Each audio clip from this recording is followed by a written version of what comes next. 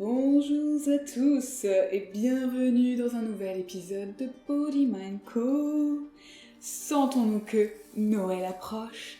C'est parti pour une série spéciale digestion.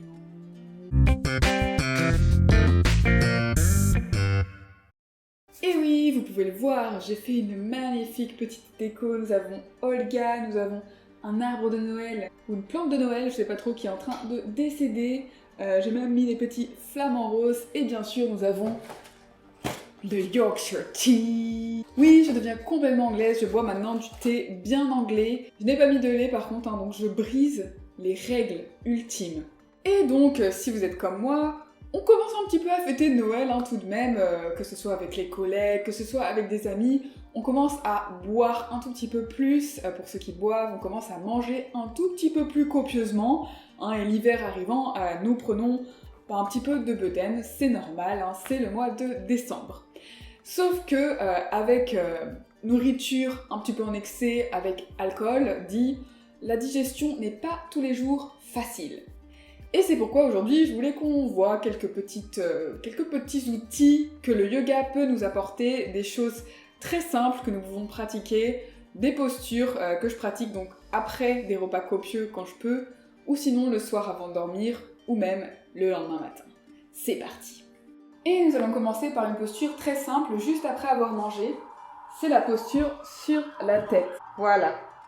Très très bon pour les organes ça. C'était une blague! Alors bien sûr, c'était une blague, ne faites pas cette posture.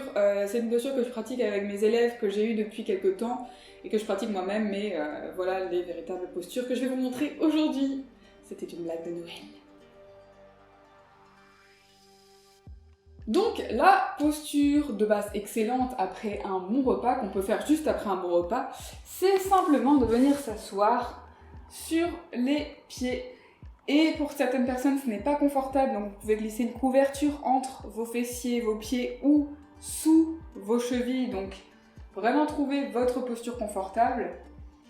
Et ici, mon bassin qui vient se relâcher, tous mes organes, donc c'est vraiment mieux que d'être assis sur une chaise. Et ma tête qui est légère, je peux respirer, je peux parler avec des personnes, je peux lire un livre. Bien sûr, souvent à un moment donné c'est pas confortable, donc on peut sortir, mais c'était la première posture. Pour la deuxième, je sais que vous ne pouvez pas voir mon haut du corps, mais ce n'est pas grave, c'est la posture de la grenouille. Donc les pieds un petit peu écartés. Cette posture sera beaucoup plus confortable pour certaines personnes que pour d'autres, donc si ce n'est pas confortable, ne forcez pas, vous pouvez chauffer un peu le bassin, les genoux avant, et c'est simplement, voilà, relâcher le poids du bassin. Et cette posture est superbe pour les organes digestifs, donc à pratiquer sans modération. Et apparemment, faire cette pause 1 minute par jour, c'est très très bon pour la santé, donc ne vous privez pas, et prenez le temps de sortir quand vous en avez marre. On peut secouer les jambes, bien sûr, après. Et cette posture, donc c'est la posture de la technique Alexander que j'ai déjà introduite, mais que je pratique un petit peu après avoir mangé, souvent le soir, quand j'ai un peu bu, un peu mangé, juste avant d'aller me coucher. Donc quand même à distance des repas, mais que je peux pratiquer après un gros repas. Et donc je pose un livre pour avoir un soutien pour ma tête. Je m'allonge, j'ai mes pieds qui sont à peu près la largeur du bassin. Si je veux, je peux les écarter un petit peu, les genoux à l'intérieur.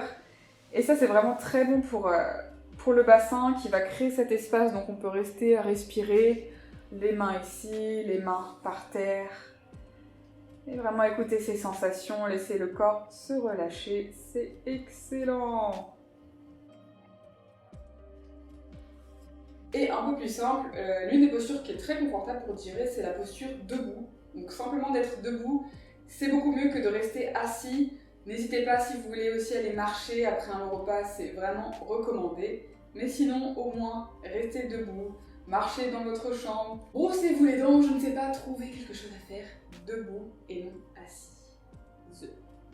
Merci d'avoir suivi cet épisode. La semaine prochaine, nous partirons dans quelque chose de plus guidé. Donc vraiment une pratique de yoga assez courte que vous pouvez faire le lendemain du réveillon, le lendemain d'une soirée de fête. Voilà, c'est cadeau. Joyeux Noël! Namasté.